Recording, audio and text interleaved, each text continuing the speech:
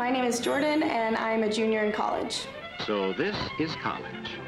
When I came into college, I knew exactly what I was getting into. I knew exactly what sorority I was going to go. I knew I was going to get a bid from them, and I had the rush process down to a T. My name is Ema, and I'm a sophomore at college. So prior to the rush experience and joining a sorority, I wanted to look a certain way. She spent hours trying to make herself more attractive. You know, I read blogs about what you're supposed to do prior to rush. Learn how to do your makeup. I had a friend help me pick out outfits. I went from basketball shorts and a t-shirt to Lululemon leggings and a nice blouse.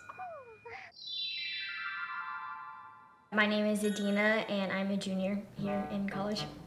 I'm very Jewish, and it's a huge part of my life. So I kind of had this expectation coming in that I really wanted to be in the Jewish sorority, that I really wanted it, and I was really afraid that they weren't gonna have room for me or that they weren't gonna like me, and so that I wasn't going to necessarily fit in anywhere really, and so that was probably my biggest fear.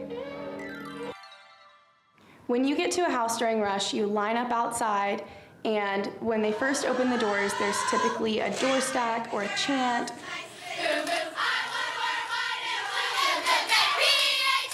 They're kind of screaming at you, and it's really overwhelming.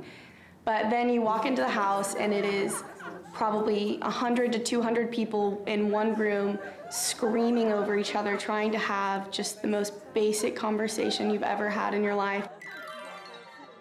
So during these conversations, it's okay to mention you have a boyfriend and stuff, but for me, it felt safer to not mention it.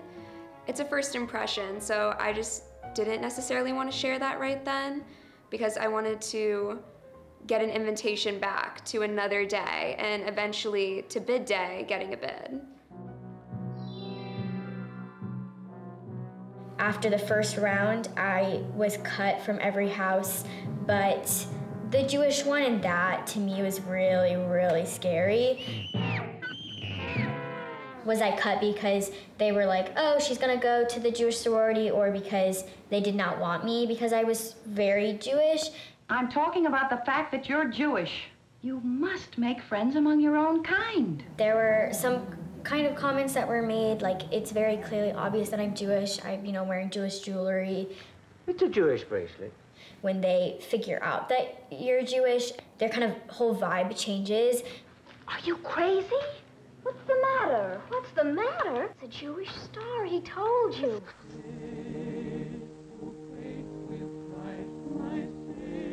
What sororities were founded on was, straight Christian ideologies, and so that kind of attitude has carried on throughout history, and even though they've kind of shifted and changed and they're working towards being diverse and inclusive, that attitude kind of has not changed in terms of Jewish women going through the process.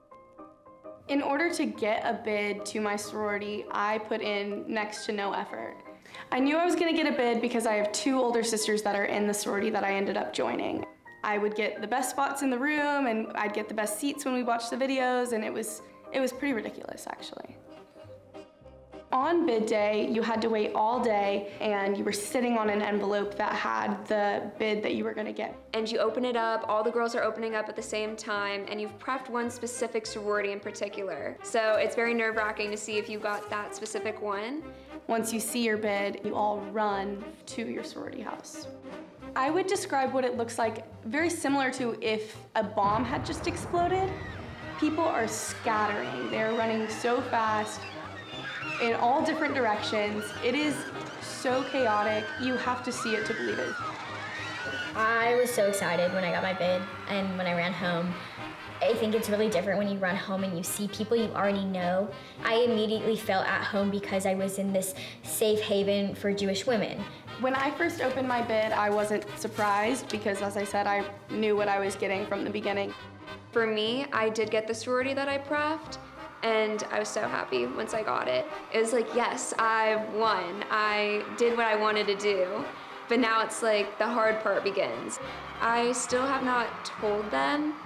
Actually, I'm a lesbian. I have a girlfriend. During your first year in the sorority, you have what's called mixers with different fraternities, and that's where your pledge class of your sorority meets with the pledge class of a different fraternity. The alcohol travels down the esophagus. The expectation is that you're going to meet guys and just kind of like get as drunk as possible. Some of it reaches the brain, and because of this may provide an illusion of relaxation. When there's alcohol present at a mixer, I definitely get a feeling that when I'm with fraternity members sometimes that they're not there to make friends.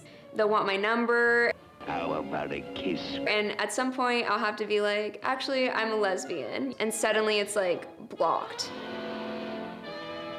Some of the non-Jewish fraternities did not want to mix with us, and they did not make it very clear. It was kind of very subtle. We had a mixer scheduled with a fraternity, and they told us that they had double booked us with another sorority, and they were like, well, we don't want to mix with you guys. And the way they said it, it was kind of subtly hinted like, you're in the Jewish sorority, like we don't really want to mix with you. The reality of it is that most of the time you just make out with some random guy at the party and then you like never see him again, or you pray that you never see him again. It all starts with knowing whether you're going or not, and with whom. In a sorority, we have date events, and during those, you're expected to bring a date. Do I bring a male best friend? Do I bring my girlfriend? There's fear there. I do feel like sooner or later, I'm going to have to say something. I'm going to eventually want to invite my girlfriend to a date event. And that's going to be a moment where I realize and I discover if my fears are real or not. To be determined. If you are going to give a party, plan that party around a purpose. For fraternity parties, typically the whole point is just to get as many girls there as possible. You know, all of us went to this Jewish fraternity, and so we met all the Jewish guys like that night. It's kind of like this instant connection, like they want you to meet the other people in our community kind of that are also in Greek life and see like that side of, you know, what's happening. So I have had a negative experience at a fraternity party. I was just dancing with all of my friends, and I guess I got pulled away and was assaulted in the party room at a fraternity on campus. It was dark, it was loud, and I was so drunk I have no idea who it was. I don't even know if he goes to our school. And then I was just away from the scene. And some friends came and picked me up, but then they left me in their apartment and went and slept over at their boyfriend's house while I was alone in their apartment. This really made me question what sisterhood and sororities was supposed to mean. Like, going into this, I expect when bad things to happen to you, you want your friends to stand up for you and to be there for you. But in this instance, I was by myself and I was abandoned and alone. And it made me wonder, what am I doing? Why am I here? Like, what is a sorority supposed to be if it doesn't do these things I expected? I think sororities will always carry the traditional aspect with them. But I feel like we are moving in the right direction. And even though I haven't come out yet, I feel like by senior year, I should, and I definitely will.